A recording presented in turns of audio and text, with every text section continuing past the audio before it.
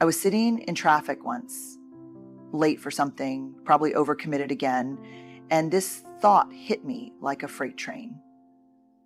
Whose life am I actually living? I wasn't unhappy, not exactly, but there was this ache, a quiet, persistent feeling that I was performing rather than participating. And let me tell you something hard: performing your life is not the same as living it. Creating a life that's yours, really yours, doesn't start with a vision board or a bucket list. It starts with a reckoning. We grow up thinking that if we just follow the instructions, be good, work hard, achieve, be light, we'll eventually land in a life that feels fulfilling. But what no one tells you is that approval is not belonging. And without belonging, even a picture-perfect life can feel hollow. This isn't about throwing everything away and moving to a cabin in the woods. It's about finally listening to yourself without needing the world's permission. Here's what I've learned, sometimes through research, sometimes the hard way, about what it really means to create a life that belongs to you. The most dangerous thing you can do is ignore your own voice. We've all been there, standing in a room, nodding along, smiling politely, saying the right thing, all while a quiet voice inside of us is whispering, "This doesn't feel true." And yet we ignore it, not because we don't hear it, but because we've been conditioned to believe that someone else's opinion carries more weight than our own knowing. We override our truth in the name of being agreeable, being liked, being easy to work with, being a good daughter, partner, employee, human. But here's the hard truth I've learned. Every time you abandon your own voice to keep the peace, you create a little war inside yourself. Ignoring your voice might seem harmless in the moment, just one more nod, one more compromise, one more fake smile, but over time, it adds up. And not just emotionally, we begin to feel the effects physically: tension, fatigue, anxiety that simmers just beneath the surface. It's like our body starts grieving the parts of us we've silenced. And this isn't about being loud or confrontational or needing to speak your truth in some dramatic, life-altering way. This is about tuning in, because your voice, that internal, intuitive, gut-level sense of you, it's not broken, it's not naive, it's not too much. It's just been buried under years of programming that told you to be polite, to be good, to not make waves. The research around self-betrayal, that moment when we act in ways that contradict our values or intuition, shows it leads to a deep sense of disconnect and often resentment. And resentment, in my experience, is almost always a sign that somewhere along the way we went silent on something that mattered to us. What's wild is that many of us are exceptionally good at listening to other people. We read the room, we anticipate needs, we adjust ourselves to make things easier for everyone else. But when it comes to listening inward, we dismiss, we downplay, we second guess. We've made everyone else's comfort more important than our own clarity. And it's not always a dramatic choice. Sometimes it's as simple as agreeing to something we don't want to do, laughing at a joke that makes us cringe, going along with a plan that doesn't sit right. These micro abandonments add up. And eventually we wake up one day not recognizing the life we're in because it was shaped around someone else's preferences, not our truth. There's a moment in every story of growth where we have to stop looking around and start looking within, where we say, what do I think? What do I want? What do I know to be true? And if the answer scares you a little, good. That means you're getting close to something real. Learning to trust your voice again doesn't happen overnight. It starts with small acts of courage, speaking up when you'd normally stay quiet, choosing honesty when it would be easier to people please, honoring your discomfort as a signal rather than a weakness. Because here's what I've seen time and time again: the moment you stop outsourcing your worth and start listening to your own voice, everything begins to shift. Not all at once, but in ways that are undeniable. And that shift, that's the beginning of a life that's actually yours. Self-trust is built in the smallest moments. Most people think creating a life that's truly your own comes from one big, bold decision, quitting the job, ending the relationship, moving across the country. And sometimes it does, but more often, it starts with a whisper, a pause, one small moment where you choose to honor what's true for you, even when no one else is looking.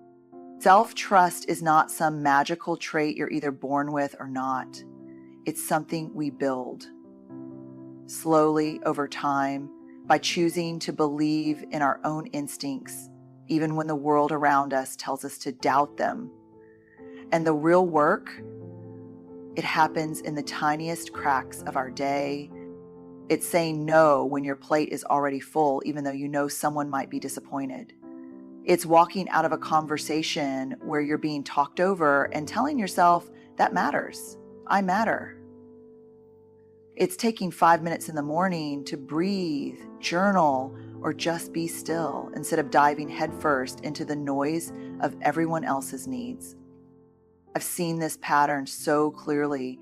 When we don't trust ourselves, we become addicted to external validation. We check in with others before we check in with ourselves. We ask, is this okay? Does this sound right? Am I doing it the way I should? And eventually, we can't hear our own wisdom over the sound of everyone else's opinions. There's a reason for that. For many of us, self-trust got broken early not because we failed, but because we were taught to override our instincts. We were praised for being easy, compliant, agreeable. We learned that it was safer to blend in than to speak up.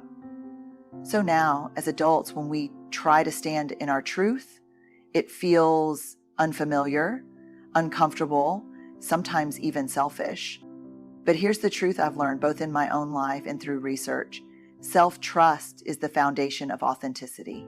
You cannot build a life that's yours without it, because when you trust yourself, you stop waiting for permission, you stop waiting for perfect timing, you stop waiting for everyone to clap for you before you believe in your own direction. The people I admire most, the ones who seem grounded, joyful, alive, they aren't perfect. They're just deeply in relationship with themselves. They've practiced listening inward instead of outsourcing their knowing. They've learned to say, I can make mistakes and still trust my ability to make things right. That kind of trust creates a quiet, steady power. And yes, it takes time. It takes repetition.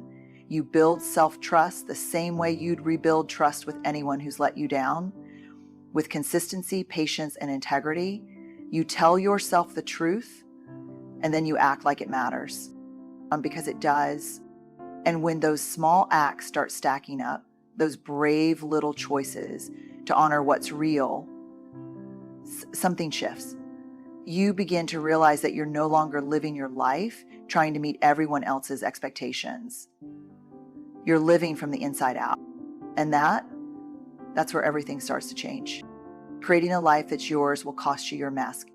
Here's what no one tells you. When you start getting serious about living a life that's actually yours, it will almost always require you to let go of the version of yourself that made other people comfortable. That version, the one who always smiled, always said yes, always stayed agreeable, even when her gut was screaming, that's the mask. And taking it off can feel terrifying. The mask is seductive, isn't it?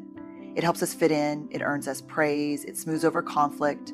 We wear it at work to look competent, at home to appear easygoing, with friends so we don't come off as too much. And maybe we even start to believe this is just who I am. But the truth, if you have to perform to belong, you're not actually belonging. You're managing perception. And managing perception is exhausting. I've spoken with thousands of people, teachers, artists, stay-at-home parents, and there's a common thread in every single story of disconnection I hear. It's this sense of, I don't feel seen. Not really. And every time I ask, are you showing up fully? Are you letting people see the real you? The answer is some variation of, I'm afraid they won't like what they see. But here's the thing, the mask might keep you safe, but it also keeps you lonely. It keeps you from forming the kind of relationships where you can take a deep breath and say, here I am, without the polish. It keeps you stuck in environments where you're tolerated, not celebrated. It convinces you that love, acceptance, and worth are only available if you earn them. And that's not belonging. That's bargaining.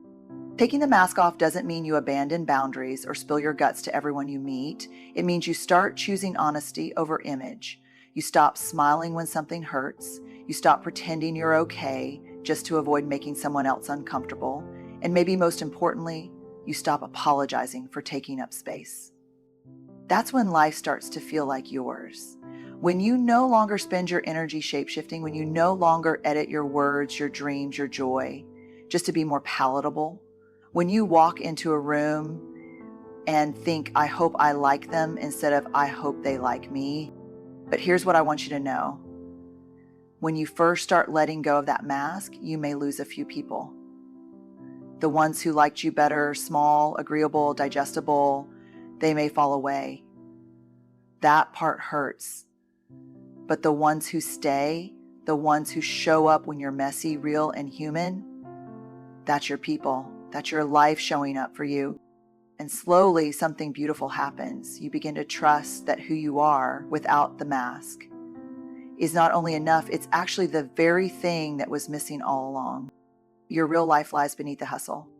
We are so good at staying busy, like really good. We've made productivity a personality trait, hustle a badge of honor, and exhaustion a measure of worth. Somewhere along the line, we bought into the lie that doing more means being more successful, more valuable, more secure. But I want to say something that might land with a little sting. You can't outrun emptiness with busyness.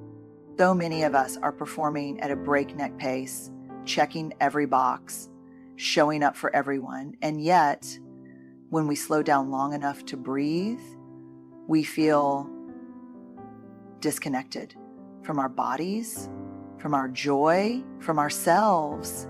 That's not because we're doing it wrong. It's because we've been told to value productivity over presence. I used to wear, I'm just slammed right now, like it was a compliment, like it meant I was important.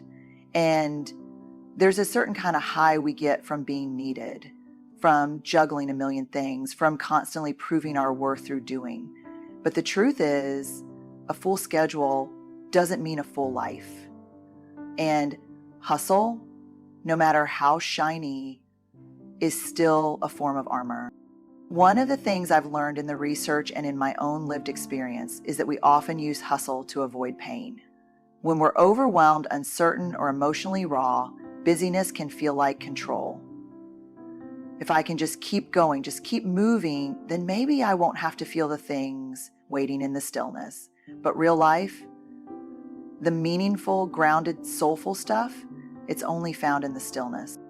I've interviewed people on the far side of burnout, breakdowns, and big life shifts. And when they reflect on what was missing, they don't say, I wish I'd worked more weekends. They say, I don't remember being present. I don't remember feeling my life as it was happening. And that's what hustle steals from us, not just time, but presence. And when we lose presence, we lose access to joy, creativity, connection, and the wisdom that can only surface when we slow down. Let me be clear, this doesn't mean abandoning your ambition or passion. This is not an argument against working hard. It's about asking why you're hustling. Is it from a place of purpose, or is it fear dressed up as drive? Are you moving towards something that's aligned with who you are, or are you running from the discomfort of simply being with yourself? When we peel back the layers of hustle, what we often find underneath is a need for worthiness, for enoughness, for love. But those things aren't earned through overachieving. They're received through rest, reflection, and radical honesty. Your real life, the one that's yours, it's not found in the metrics, the inbox, the performance reviews, or the endless proving. It's found in the moments when you let yourself be here. When you sit with your coffee instead of checking your phone. When you say no thank you instead of squeezing one more thing in. When you realize that peace was never waiting at the finish line, It's been trying to reach you the whole time. And that shift from hustling for your worth to standing in it, that's where you start to reclaim your life. The one that's quieter, slower, but deeply, honestly yours. You can't create a life that's yours if you're afraid to be seen. Let me just say it straight.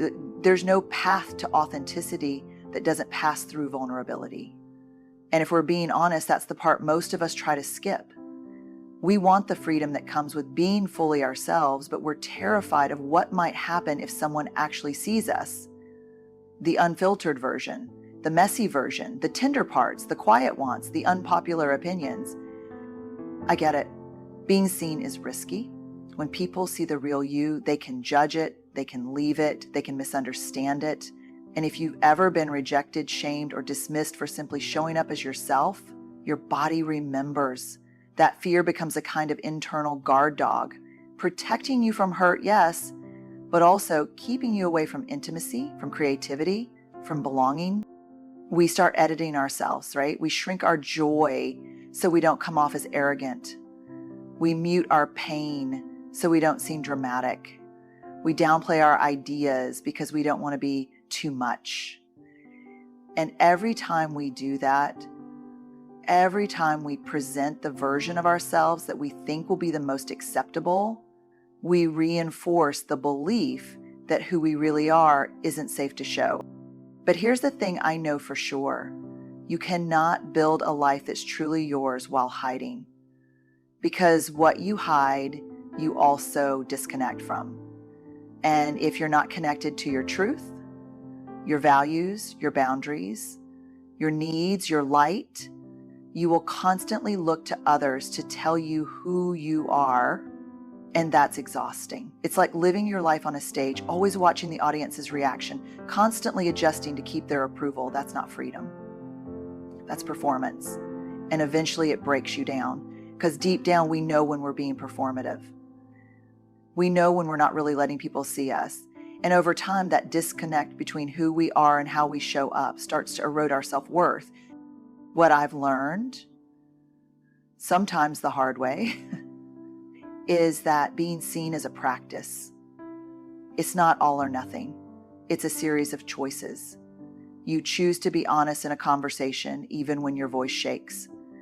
You speak a truth out loud even when your palms sweat. You say, "Here's what I really want," knowing full well it might not be met with applause. That's the work. And yes, it's scary, but the cost of hiding is higher. Because when you stop being afraid to be seen, you start attracting the people and opportunities meant for you, not for your performance. You stop settling for relationships where you have to earn your space. You stop chasing success that looks good on the outside but leaves you empty on the inside. And you begin to feel a kind of ease, not because life gets easier, but because you're no longer contorting yourself to fit into something that was never yours to begin with. Because when you're brave enough to be seen, you become available to the kind of life that can see you back, the kind that doesn't require a mask, the kind that doesn't demand you hustle for your worth, the kind that was waiting for you all along. Not the version of you who's perfect, but the one who's real.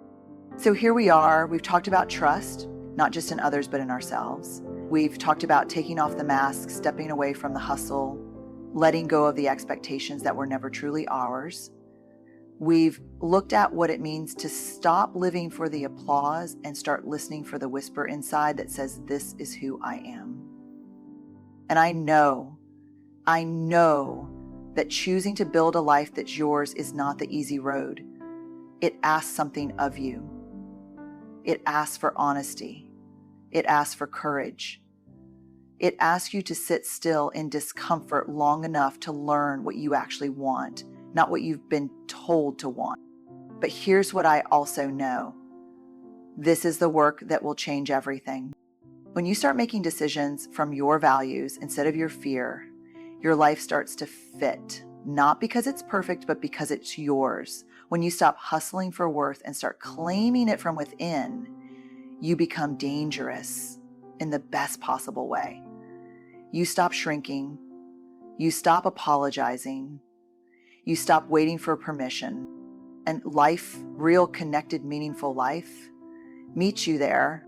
So take the risk, say the truth, choose rest, set the boundary, trust your gut, be seen, because your life, the one that's deeply aligned with who you are, is not out there waiting to be found. It's already inside you, waiting to be chosen. Good luck. You've got this, and more importantly, you deserve this.